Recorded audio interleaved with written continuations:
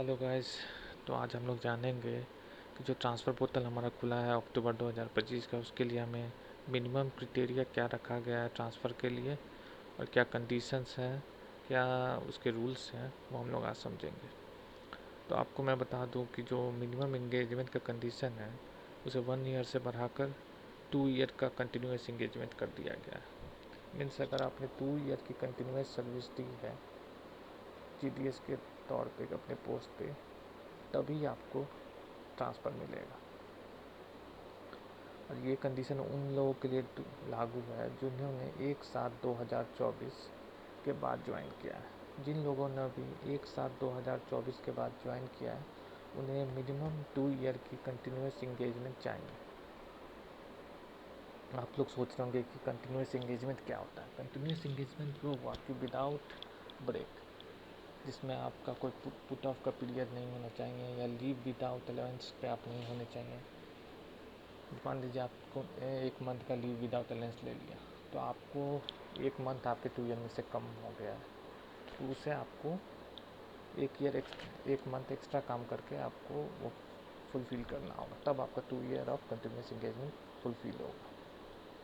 तो I hope आप लोग समझ गए होंगे 2 ईयर ऑफ कंटिन्यूस इंगेजमेंट का क्या मतलब है।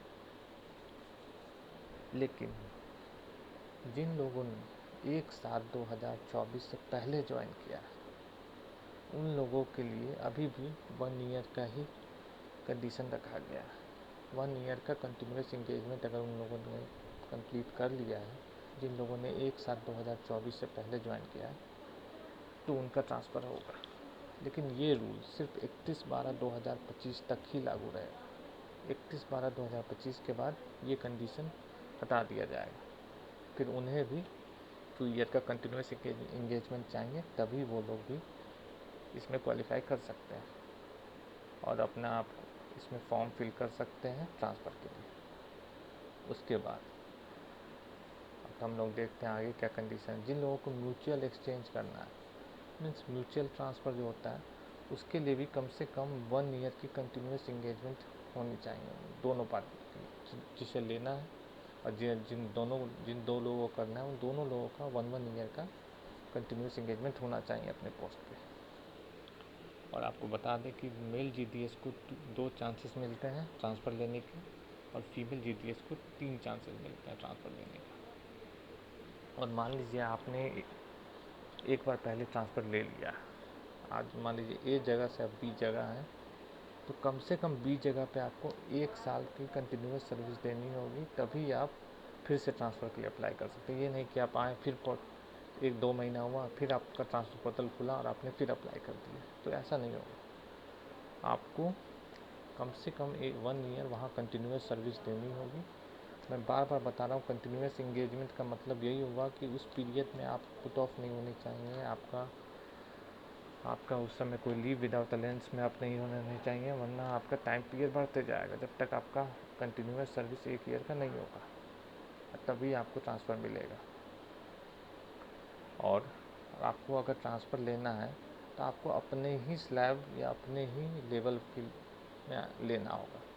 जैसे आप बीपीएम लेवल 1 है तो आप बीपीएम लेवल 1 स्लैब 2 में जा सकते हैं।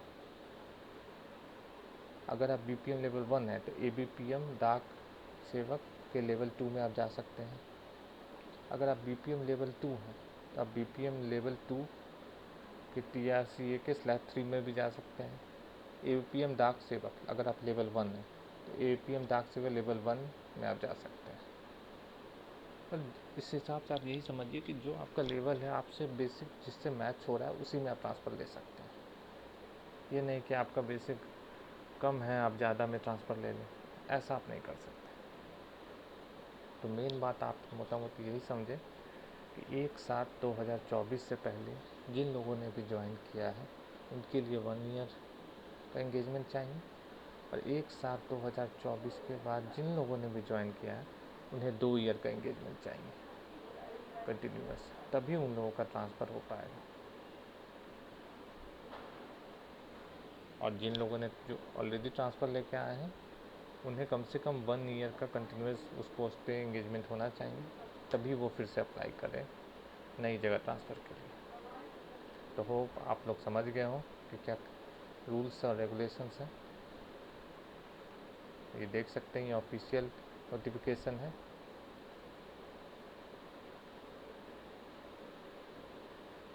तो इसी के साथ थैंक यू गाइस, होप आप लोग समझ गए हो और आप सबको ऑल द बेस्ट ट्रांसफ़र कीजिए।